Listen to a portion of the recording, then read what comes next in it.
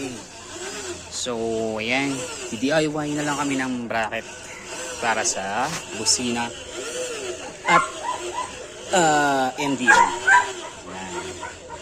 So, nakuha ko to sa yung lumang hagdan ng double deck namin. Pinutol namin. Ito na lang gagawin namin bracket.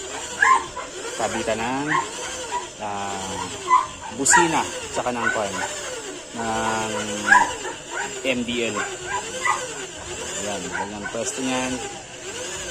Tapos dito nakapwesto yung ilaw. Butasan din to. Diyan nilalagay yung MDL kabilaan. Tapos banda dito sa gitna kakabit yung bracket para sa busina. Dito sa guhit to, tsaka dito. Ay, hindi, ito pala yung sa kuan. Kakabitan ng bracket para may fix sa harapan ni Pablo. Tapos dito ispatan pa dito ng kabitan dito sa side na to, kabilaan. Diyan. Para sa busina naman. Dito sa dito. So, papahitan natin kung saan natin ito pwesto. Tayo dito kay Pablo.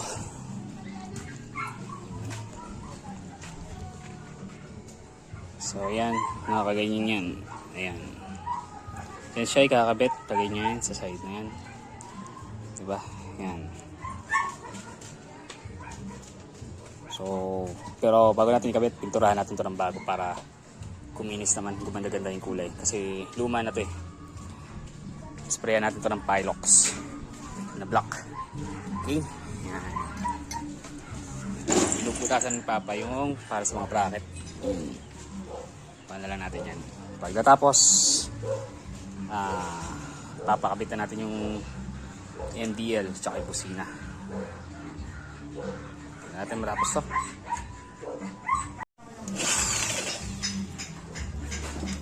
Sa busina naman ata yung pang lahat na bubutasan naman.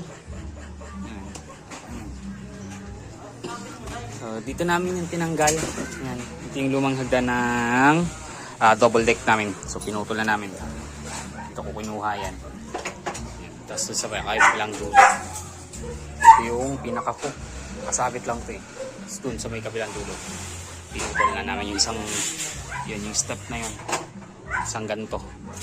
Yan yung kinuha namin. Magaling mo naman Simba. And ayan naman. Susunod na butasan. Kakabit para dun sa may ni Pablo para ma-fix na siya.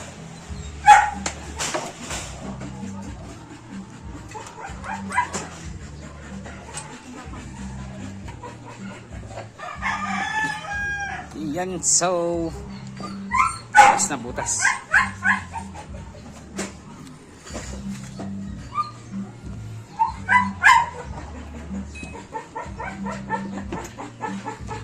Pantay para sigurado.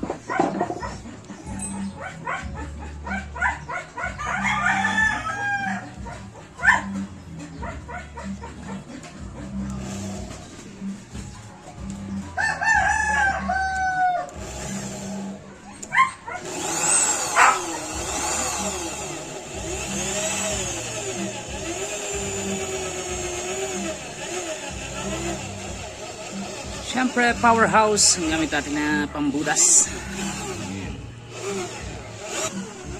At lahat ng set natin gawang powerhouse. Siyempre, pusa. Mukhang powerhouse, kulay powerhouse. Diba? Kulay niya rin.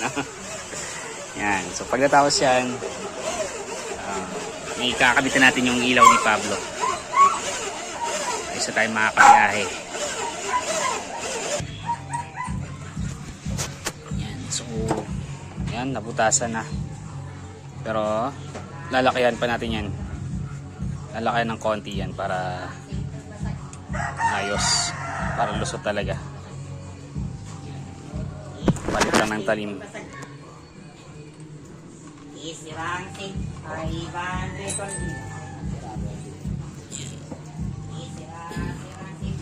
So, mas malaking talim na. Mas malaking bala.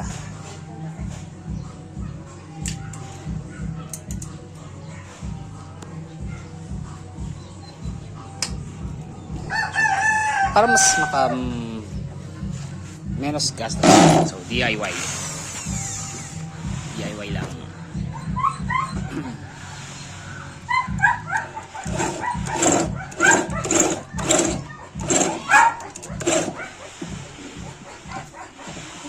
So basic hand tools. Yan.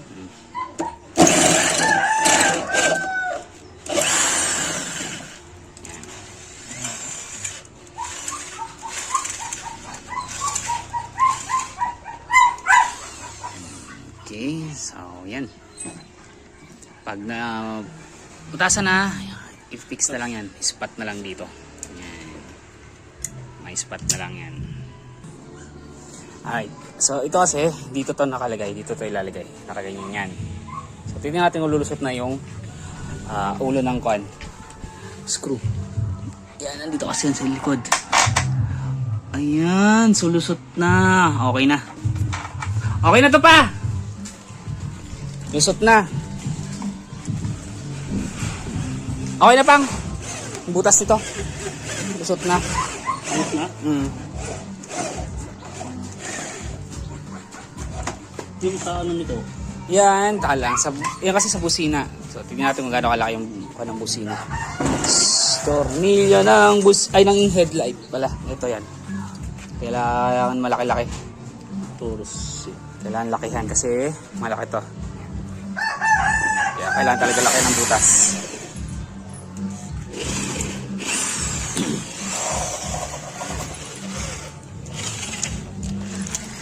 Ito. Yan. Nakaganyan yun doon.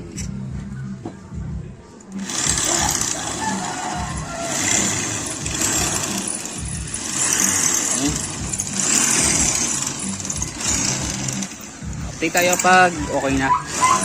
Sakto na yung mga butas. Okay? Okay, yan. So, okay na yung butas. Yan. Butasan na namin. And yan. Testing. Ayan. Sakto na. So, ngayon, i-welding na lang yung ibang kabitan para sa busina at para dun may fix na natin yan kay Pablo. Ayan. So, ito dito to sa likod. Ganyan. Ayan. Ganyan yan. Sita. Ganon din. Sito dito sa bandang baba. Ito. Dito. Ayan. Okay. Powerhouse? Siyempre, powerhouse pa rin yan. Ayan.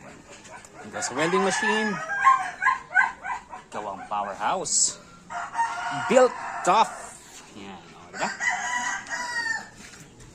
So, baka naman, powerhouse. Yan, o. O, diba? Powerhouse. Siyempre, sa set, kompleto rin. Yan. Sa mga barena, sa mga tools. Kompleto tayo. Para sa powerhouse. So, ayan. Start tayo sa pag-spot.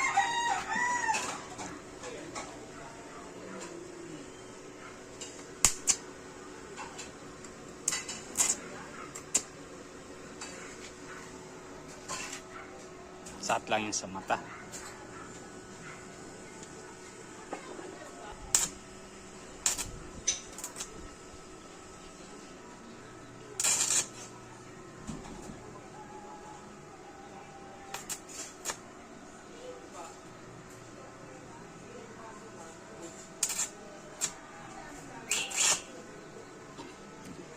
Yung usok kasi.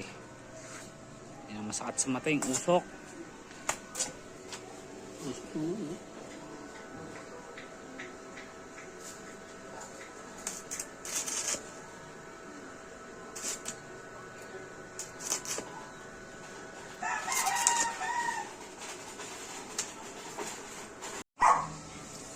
Okay, so yan, malapit na matapos. And update na lang natin bukas yan para papasok na tayo. Update na lang natin bukas pag okay na, tapos pipintura na lang natin yun. Hey. Okay, yan. Tapos yung DIY. Yan na. Hindi lang pulido dahil hindi naman expert ang mga gumawa. Pero okay na yan. Matibay na rin yan. Diba? Ayan na. Fix na rin yung ating ilaw. Ayan. So wiring na lang. Pero dadalhin natin sa kasa sunod na araw. Sa araw ng Huwebes, dadalhin natin sa kasa yan para maipawire na. Kaya kong gawin pero ayoko pakalaman. Ganyan na muna. Basta. Ready na yan sa biyahe.